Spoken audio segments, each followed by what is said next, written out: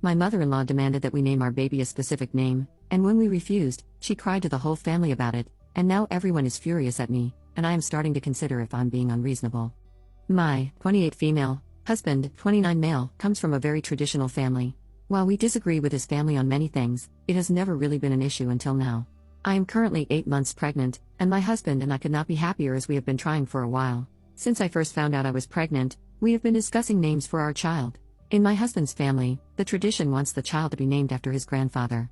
Basically, firstborn men in his family only have one of two names, James or Henry. My husband's grandfather was James, so his name is James too.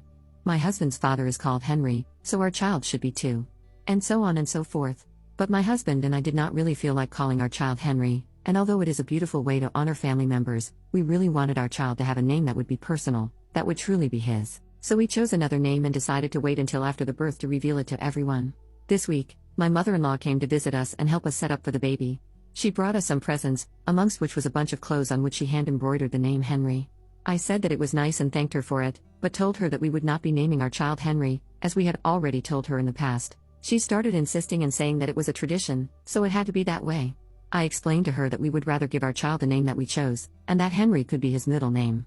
She immediately went to my husband and started saying things like, "You are not going to let her do that to our family," and making it very dramatic, saying that I was breaking a tradition that went back hundreds of years. Honestly, not sure about that. My husband tried to explain that we both agreed on the name, and all the reasons why we made that choice, but she would not listen.